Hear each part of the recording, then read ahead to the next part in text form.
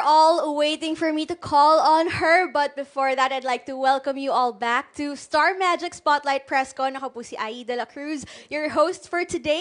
And we're so excited that you're all here with us. Thank you so much for watching us via the Star Magic YouTube channel and Star Magic Facebook page. We'd also like to thank Coffee Project for having us today. And now, ito na, papapasukin na natin siya. But before that, I'd also like to introduce her a little bit more. We've all been charmed by her wit, humor, and irresistible personality. She rose to more prominence with her recent role as Irene Tew in the successful and recently concluded hit TV series Can't Buy Me Love, gaining further acclaim as one half of Mathon Love Team alongside Anthony Jennings. One of today's most in-demand social media influencers and one of this generation's important stars. Please join me in welcoming the one and only Maris Racal. Maris, long time no see. How are you? I'm good. Sige, Hello, upo ka guys. muna. Thank you for coming. We're being live streamed right now. Ay. Would you like to greet your fans? Drink your water. Hello sa Maris Stellers na nanonood. Kamusta kayo? Yes. Sana happy kayo. Ang daming nagko-comment, Beanie Maris daw. Oh, with my short hair. It's not real. No, but we're so happy for you, Maris. Congratulations sa Marupok AF! Thank you. Nakita namin yung promo na ginagawa mo. Naglalakad ka sa kalsada. Yes, ginawa ko lahat. Nagwelga kami sa Greenbelt. Nagwelga kami. Tapos, ano ba? Sumayaw ako sa O-Bar. So, yan. Ang dami mong ginawa for this. Pero nakita nga natin dun sa video mo na habang pinapanood mo, medyo may tears kaming nakita. O, kamusta ba yung reminisce mo? Dun sa mga nakita mong nene days mula PBB hanggang sa ngayon, yung mga iconic roles mo na. Nakaka-warm ng heart kasi naalala ko yung 16-year-old, 17-year-old Maris na nagwa-wonder what's coming for her, what's her future. And now, the older Maris is seeing it, parang wow, girl, ang dami mong ginawa. Pinatunayan mo talaga yung sarili mo. Ayun. So, thankful ako sa kanya. Sobrang pinakita niya talaga na kaya niya ang buhay showbiz. Oh, ang deep. Hindi ako sanay na nagiging deep ka, Maris. Sorry. Hindi, It's pero the short hair. Hindi, sanay kasi kami na lagi mo kami pinapasaya, pinapatawa mo kami. Kahit sa social media, hindi lang sa TV screens or sa movie Masaya ako, screens. guys. Hello. Pero Maris, dun sa mga napanood mo, on a lighter note, alin dun yung parang nagulat ka, yung nakalimutan mo ng ginawa mo, ganyan? Yung Oh My G. Kasi naalala ko yung mga eksena ko doon. Kapitbahay ako ni Janela. Tapos nagtitinda ako ng mga isaw, ganyan. Tapos kabadong-kabado pa ako sa mga lines ko kahit pa isa-isa lang. Tapos naalala ko doon ko kasi na-experience yung firsts ko. Yung first ever teleserye na mahaba yung role ko. So, ang dami kong na-experience, ang dami kong na-absorb. Yun yung show talaga na masabi ko na nag-grow talaga ako doon. Ano naman dun sa napanood mo yung pinaka-proud ka? Pinaka-proud? I would say yung Irene Tew. Kasi yun talaga yung nag-open ng doors sa akin. Ngayon, parang endless pa rin yung blessings and thankful ako sa universe na patuloy pa rin yung blessings. And unexpected siya. Oo, ayun. Lahat kami talaga sobrang swept away dun sa napanood namin sa iyo as Irene Tew sa Can't Buy Me Love. Sobrang breath of fresh air dun sa buong series and sobrang enjoy kami. Panoorin kayo ni Snoop or Anthony Jennings. Yes. Natuwa naman din kami habang ginagawa yun. Kasi walang expectation. So kami, laruin natin itong eksena. So kami ni Anthony, hindi, wag yan gawin mo, ito gawin natin. So mga nagko-collab kami. So, para mag-work yung eksena. Kasi no pressure naman kasi sa amin. Natuwa naman ako, thankful ako sa directors ng Can't Buy Me Love na hinahayaan nila kami maggawa ng eksena. Ramdam namin. Habang nanonood, ramdam namin yung saya nyo, yung pagka-natural nyo, yung chemistry nyo. Ibang-iba talaga. But enough questions from me dahil Maris, ang daming mga gustong magtanong sa'yo. So, are you ready? Yeah. Okay, let's go with our first set of questions. It will be coming from Wilson Riquiza from Kapamilya On Demand. Na ako pala yung magbabasa. So, sa akin din pala. Saan ka lang titingin? Okay. So, you recently starred in the movie Marupok AF. Yes. Can you tell us about your experience working on that film and what drew you to that particular role? Well, for context, sa mga hindi po nakakaalam, Marupok AF is heavily based on real events. I don't know if you can remember the Twitter thread that got very viral in the early days of pandemic, yung catfishing thread. So, ayun, naging movie siya.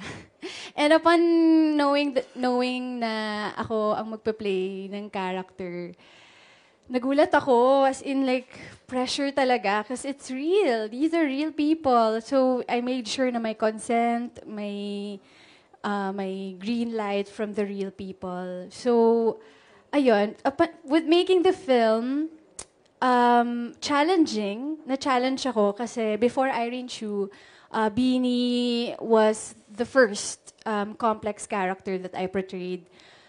Sobrang complex niya. Charming siya, but she has very dark intentions towards people. So, ayun, dun ako na-challenge. So, I really prepared. So, nanood ako ng mga films na kind of like that para just to get in the zone.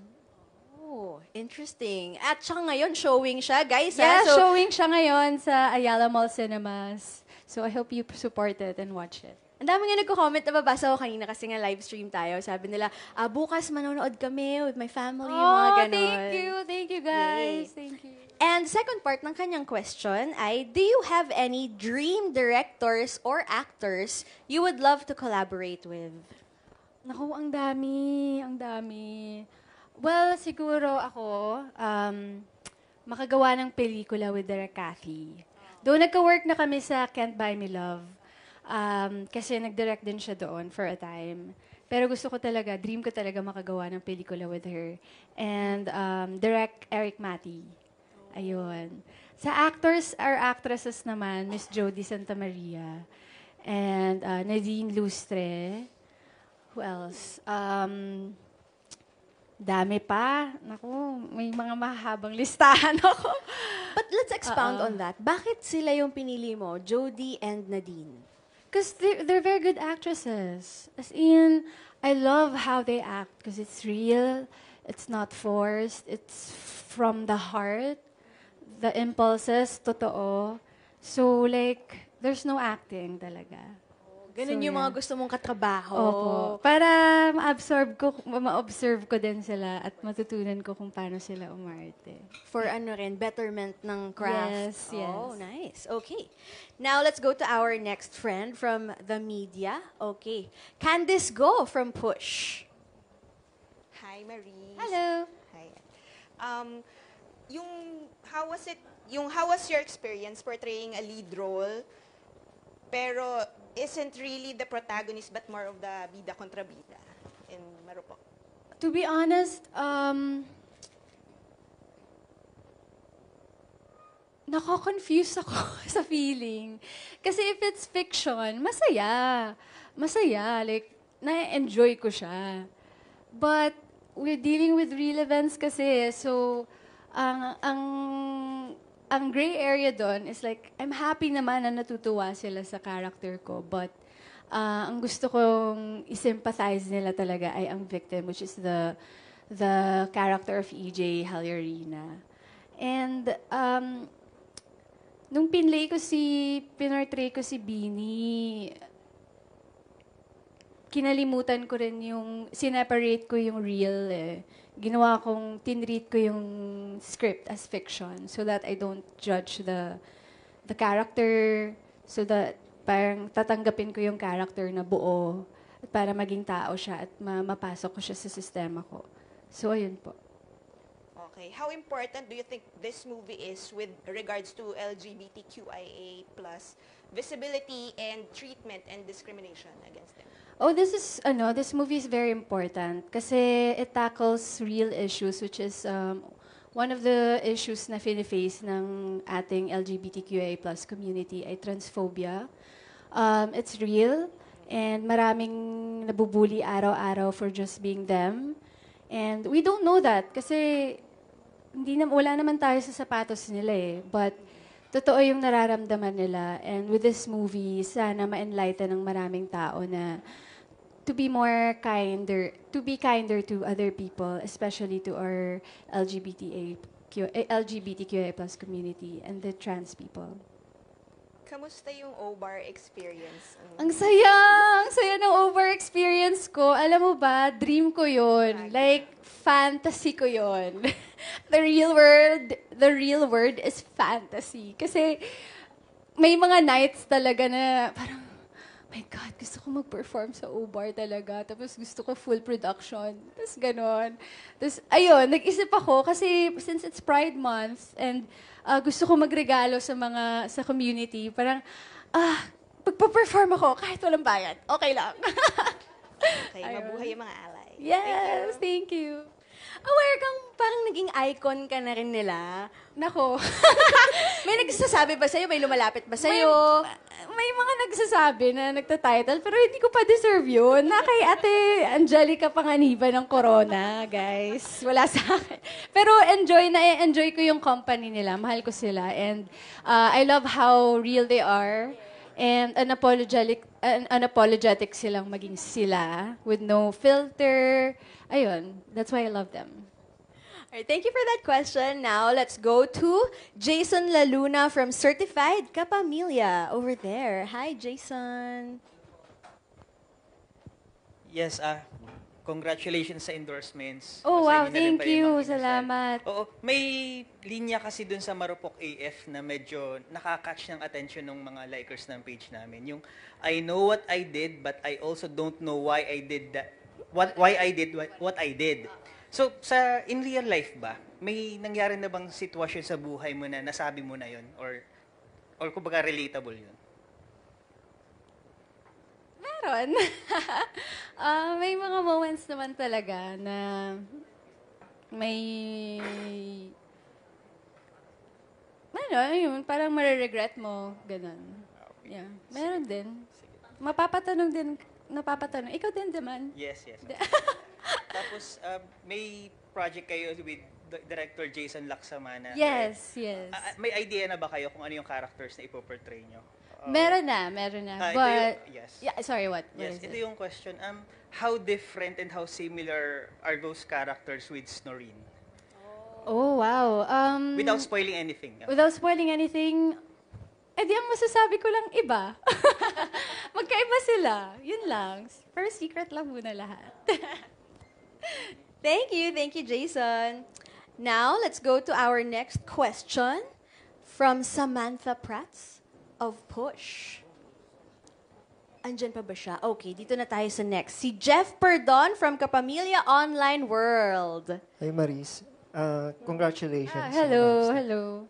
Kabi-kabila yung projects mo ngayon and yung endorsement. Opo. Paano mo na ma-manage yung time between career and personal life? And also, paano mo na ma-manage yung time between your on-screen partner and your real-life partner? Paano ba? Yun nga din yung tanong ko eh. Paano ko ba na ma-manage? Well, ngayon, paano ba? Ano nga yung unang tanong? Parang dalawa kasi siya eh. Career and love life.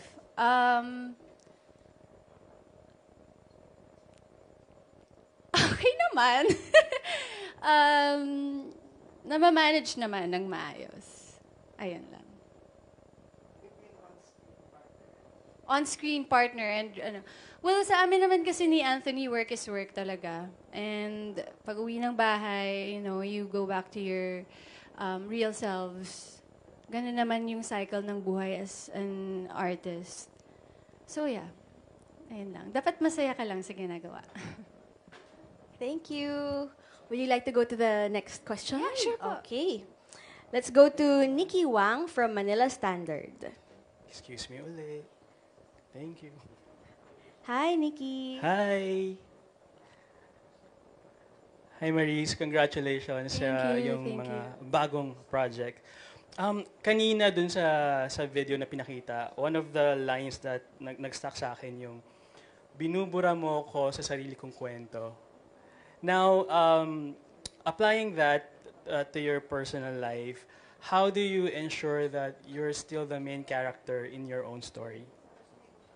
Oh, to ensure that you're always the main character. Here's the thing. You're not always going to be the main character of your story. Hindi siya dapat ganun tingnan. There are times na mag-give way ka for other people. There are times na bigay mo naman sa sarili mo. It's a balance of the two. And siguro ang tamang i-apply sa buhay ay kung masaya ka sa choices mo. And kung masaya ka sa choices mo, magiging magaan yung life. Are you happy with your choices in life? Ish. Happy naman, happy naman. Mhm. Now, I would like to piggyback on the title of your film, Marupok AF. Marupok ba si Maris Racal? If so, gaano ka karupok? Marupok AF. Marupok ako in a sense na, when I was young, marupok talaga ako. Ngayon, I think mas head-on na ako sa life kaysa sa heart on my sleeve. Parang mas mature ako ngayon, I would say. But, hindi pa rin naman talaga mawawala yung karupukan. Kasi, they say that the mind or the brain is the most powerful organ in your body, but sometimes it's the heart. Ayun. Oh, the heart. Thank you. And for my last question, yung partnership niyo ni Anthony, yun nga, nagkaroon na kayo ng endorsement and all. And until now, you still have a lot of following online. Where do you see your partnership going in the next few years? Oh, kami ni Anthony, ang grabe yung mga pangarap namin. Like, sana after the movie na gawin namin, magbunga pa.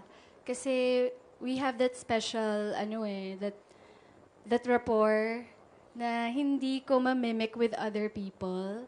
So, masarap siya katrabaho, kabanter, masarap siya ka-eksena. So, sana, alam mo yun, yung makagawa kami ng mga films na in like 50 years, people would look back and then isa yun sa mga top 3s nila or top 5. Ganon. Maging Thank you. classic, gano'n. Yeah, no? classic. Future Thank you very classic. much. You look so pretty today. Thank you, thank you. Thank you, Nikki Wang. And now let's have Miss Janice from Bulgar. Hi, Hello po, Marias. hello Looking po. good. Thank Parang you. nainggit ako sa hair mo. Ang ganda.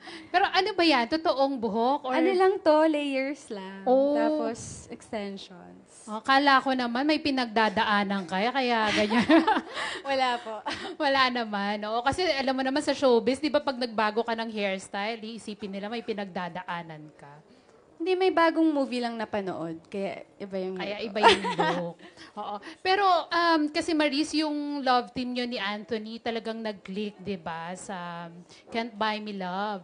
So, I just wanna know, paano kasi no-support ng iyong real-life boyfriend na si Rico Blanco doon sa success mo ngayon, sa success ng love team nyo ni Anthony? Hindi ba siya nagsiselos? Kasi kung ako yung boyfriend, parang sa sobrang click nyo, tatablan ako eh.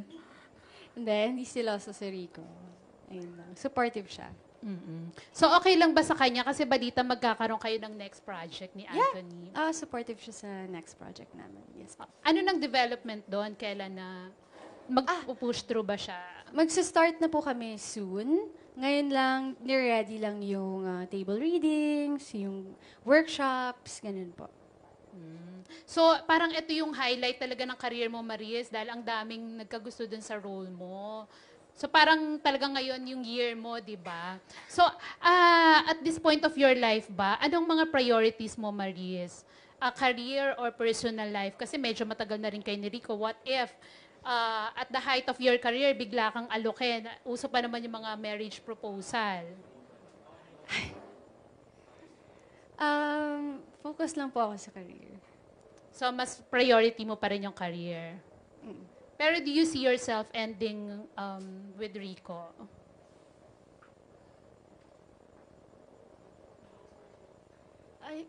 Yeah.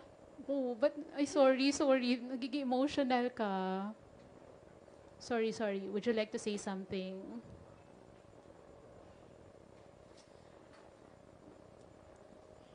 Can we request for tissue paper, please? Yes. Thank you. Yes, I will get it from here. Okay. Maurice, have some. There.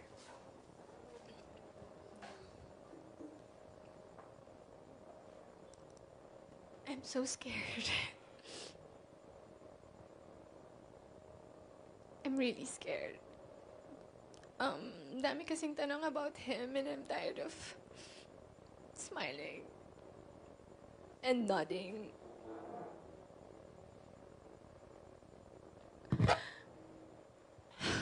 I'm so scared because if I announce it, then it's real.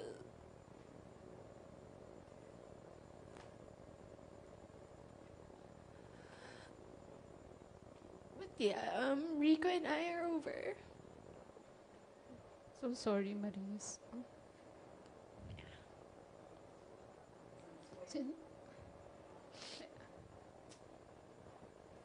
Okay lang bang mag-share ka, Maris? Kasi parang emotional ka. It's fresh. It's been a few weeks. Loneliest, emptiest weeks I've ever experienced in my life. Yeah. So, I know, may pinagdadaanan ka nga. Pero paano ka nagko-cope up ngayon? Nanonood lang ako ng Bluey. Ayun lang. Well, walang nagtanong, but, nangyari? Oo. Well, wala akong short answer for it.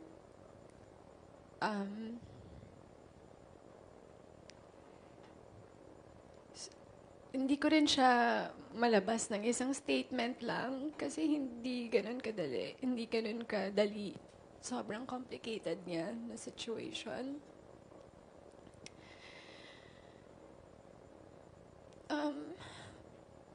Rico and I, our universe was so beautiful.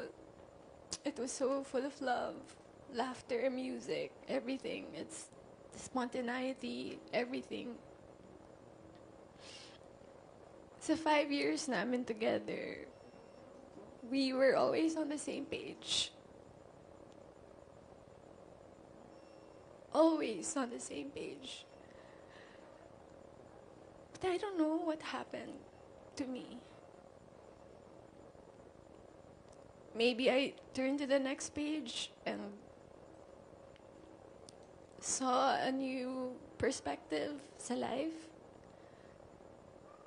I had visions of who I want to become, how I want to evolve.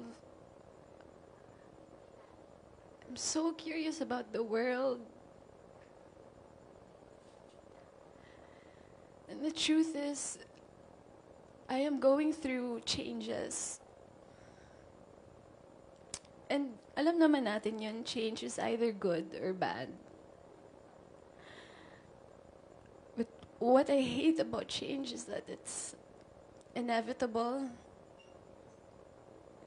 Di mo siya matatakasan. And wala ka nang ibang gawin kundi you have to face it and confront it. Because it's been in the back of my head. So yeah, I told Rico about it.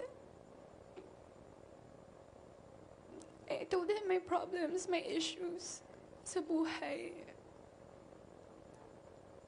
And he took it like a man. He took it like a man.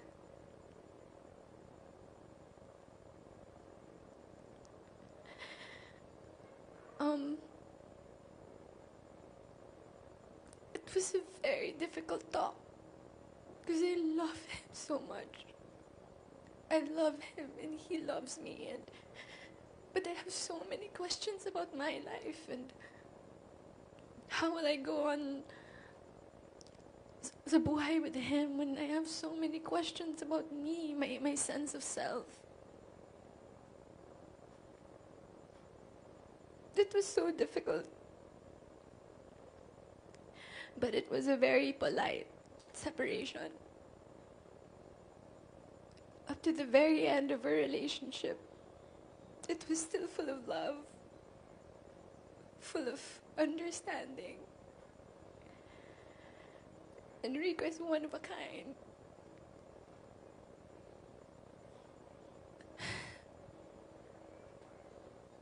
If only I could skip through my 20s, you know. But I can't. I have to face it. I have to sit with my feelings and acknowledge my changes. Ayun lang. Ako, sorry to hear that, Maris, no? Pero once and for all na lang din. I'm sure kasi after your being open about your situation, maraming magtatanong dahil nga kung nag-click yung ano nyo ni Anthony, baka madamay siya at isipin ng mga fans na may kinalaman si Anthony sa breakup. No, Anthony is out of the picture here. It's just mainly me and Rico. Mainly me. I'm the issue. So after this, okay ka pa bang magsalita? Or this is the first and last time na you'll talk about it? This is the only time I'm gonna ever talk about it. Okay. Since, well, we're at it. I would like to humbly ask the public to look at us, Rico and I, with understanding and love, because we're both grieving. Hindi naman makokontrol yung mga opinion ng mga tao, but please don't direct your hate towards Rico because he's too precious for that. If you guys want to throw some punches, I'm ready to take them. Yeah. Thank you for being honest, Maris. Sorry. Thank you. Okay, thank you. Thank you, Miss Janice. And Maurice, if you'd like to compose yourself first. But we're all, of course, very affected also. And we're here for you, Maurice. Thank you so much for being brave. Thank you. In facing this. Kanina nga napapansin na namin, marami na talaga nagtatanong sa'yo. And even online, I'm sure you're seeing the speculations of people, and we're sure it wasn't easy. But thank you for saying that statement here. And of course, we hope for the happiness for the both of you. Yeah. Yes, whatever that may be at this point in your lives, we both wish you the best. Yeah, Yes. thank you. Now, speaking of wishing you the best, again, we wish you the best in all of your projects, and that includes Maropok AF. Oh yeah, Yes. I forgot about that. So, Ayun guys. again, So, congratulations. Thank you, BGI. Guys, sana panoorin yung Marupok AF. Available siya sa Ayala Cinemas. This movie has a really deep message and a very important message. So I hope you guys watch it. Yeah, yun lang. No, Maurice, I'm sorry to do this to you, but there's actually one more question. Ay, ano yan? Go lang. One more, oo. Okay lang. And this will be coming from Mr. June Lalin from Abante. Hello po, Sir June. Alam Yes kong po. medyo nakakalma, pero Yan, may isa oo. pa tayong friend from the media. Actually, lahat kami naiyak. Oo. Yes. It's very touching to moment na to. Pero, syempre, ang tagal na rin naman talagang lumalabas yung hiwalayan nyo, no? Pero, syempre, it's so, alam ko how much yung hirap for you na iwasan muna yung mga tanong na yon. Pero, kami dito, mostly, talagang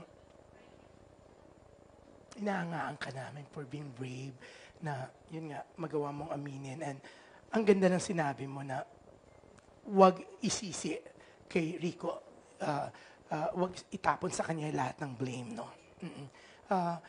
Ang sarap lang na kahit nauwi sa hiwalayan yung relasyon nyo, yung talagang pinipilit mong ipagtanggol siya, pinipilit mong wag siyang, kumbaga, syempre, iba kasi magwa 1+1, ano nangyari, kahit sinabi mo na ikaw yung nagsabi sa kanya, yung maraming question, marami kang pinagdadaanan. But, ang sarap na, siguro si Rico will be very, very proud of you, very, very happy for you na, yun nga, despite everything, kahit ano pa, kasi ang daming naglalabasan sa internet, sa SOCME, na dahilan kung ano, dinadamay pati nga si Anthony. Pero, yan, ang ganda. Oo. Sa tingin mo, anong magiging reaction ni Rico? Or pinag-usapan niyo ba to na, syempre, pareho kang celebrity, nag-usap ba kayo na, sige, aaminin ko na, sasabihin ko na wala na tayo? No, pinagpaalam mo ba sa kanya? Ako kasi yung mas active in terms of events, press cons. So I asked him, paano natin to gawin? How will we say it? Sabi na lang na, maybe in one of the interviews, kung may interview. But yeah, he was supportive naman about it. I asked for his blessing na sabihin ko yung totoo. Ang ganda ng sinasabi mo about him, no? Tapos eto. And sa tingin namin, you still consider him as a friend. Yes. Yeah. Yes. Super. So, If I could still talk to him every day, I would. yeah. So, kumbaga, yung magagandang memories nyo, iti-treasure mo pa rin. Tini-treasure mo pa rin. Super. Hindi yun mawawala sa akin. It will always be in my heart. Alam mo, kanina, Maris, no, bago mag-start, feeling ko, magte-trending ka kasi may mga kagagaan, kalokahan kang sasabihin. Pero, eto yata yung unang pagte-trending mo na dramatic talaga. Hindi ko yan expecto. Kasi sunod-sunod na kasi yung tanong kanina na about heart and love and ano, and I'm just, hirap lang mag-pretend. Ang hirap din mag-construct ng sentence na alam mo namang totoong hindi ka okay. Ayun po. And we Yeah. understand that because you said Yes. nga na if you say it out loud, it becomes official, it Yeah. becomes real, and this is the first time you said it. So we understand it po, di ba? And kami naman, we're all supportive of you. And kasi kami, we love you. Isa ka sa pinakamabait na celebrity. Thank you. Mapagbigay. Salamat po. Actually, si Maris, eto, even in Can't Buy Me Love finale press con, kahit pinapaalis na sila, pinapapasok sila ni Anthony talagang pinagbibigyan yung mga press na mag-interview, di ba? Dalawa kami ni Bix, nakapag-interview kami sa online show namin, naging trending pa nga yun.